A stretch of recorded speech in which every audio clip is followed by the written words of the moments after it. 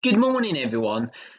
Today's assembly is about VE Day. Many of you will remember from our last year's celebration and commemorations that the VE Day is such a key historic event in our calendar. Just over 80 years ago, the Second World War began. It was a huge war that involved most nations of the world.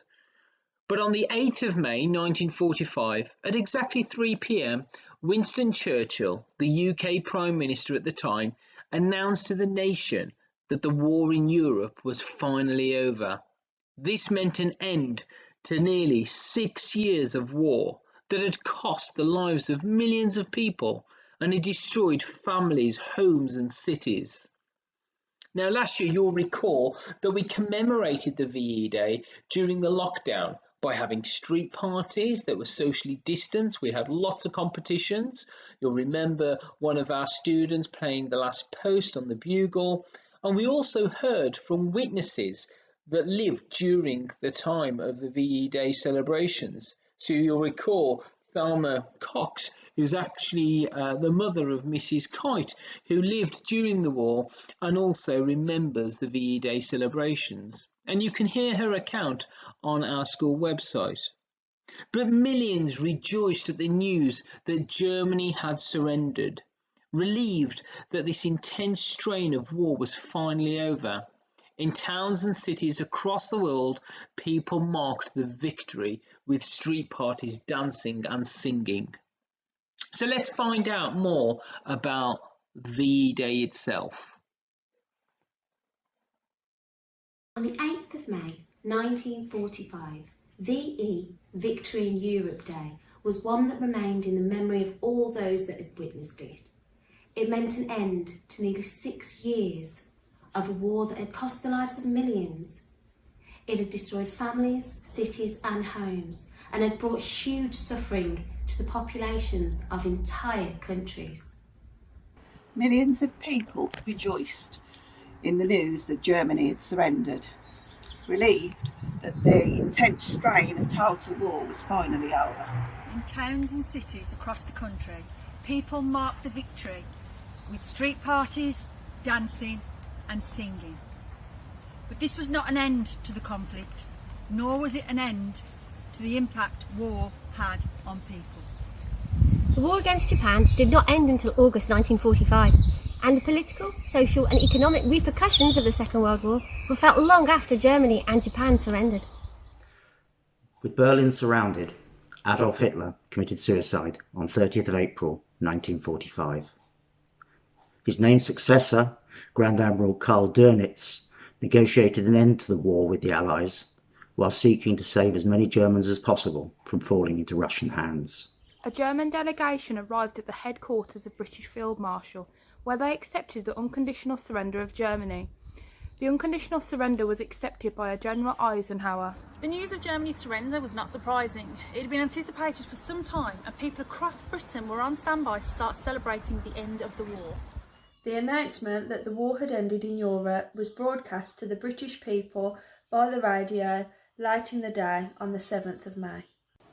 The BBC interrupted its scheduled programming with the news flash announcing that Victory in Europe Day would be a national holiday to take place the following day.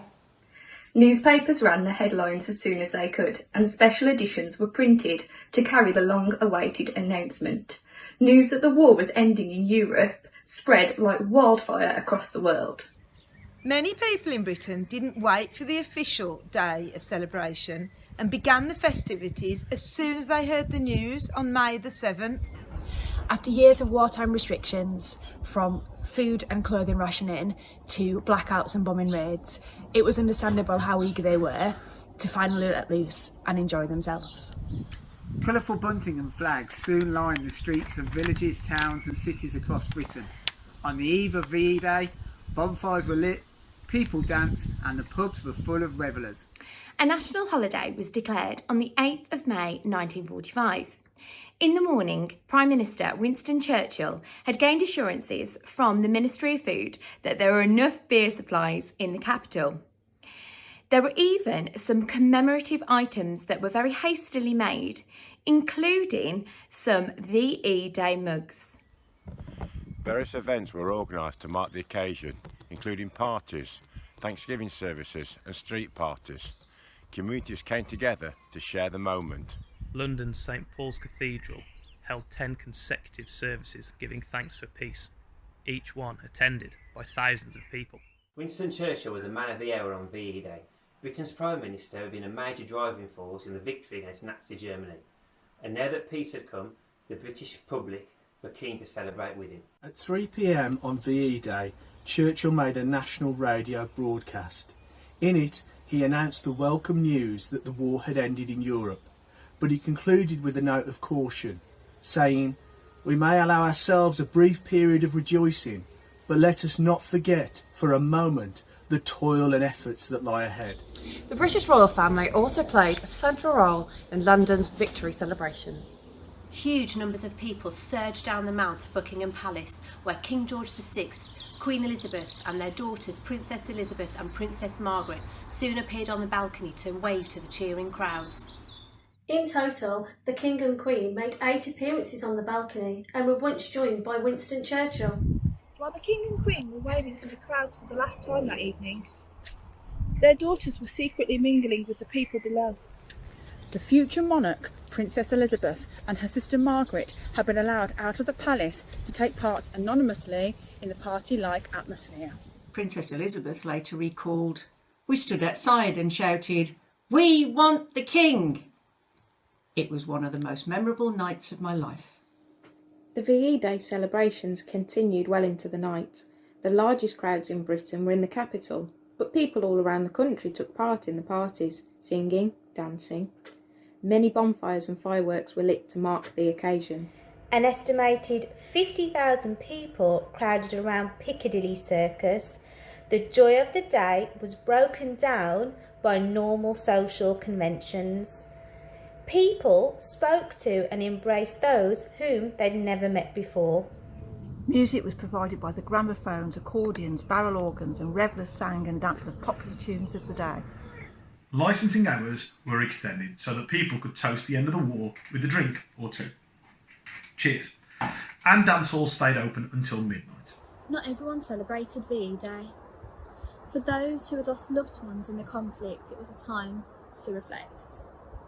Amidst the street parties and rejoicing, many people mourn the death of a friend or relative, or worried about those still serving overseas. For many of the widows the war had produced, the noise and the jubilation as people celebrated VE Day was too much to bear and not something that they could take part in.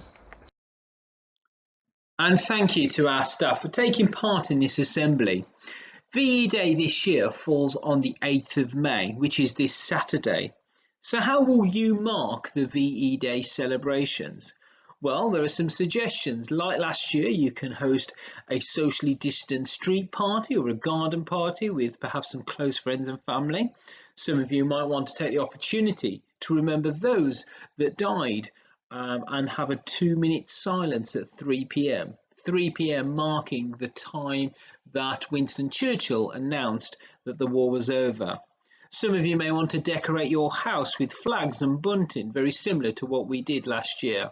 We would love to see how you celebrate the VE Day celebrations, so please do send in any pictures to helpline@beaconhillacademy.org.uk, and of course, as always, we will reward people that have gone the extra mile to mark this very important and historic occasion. Have a great day, everyone.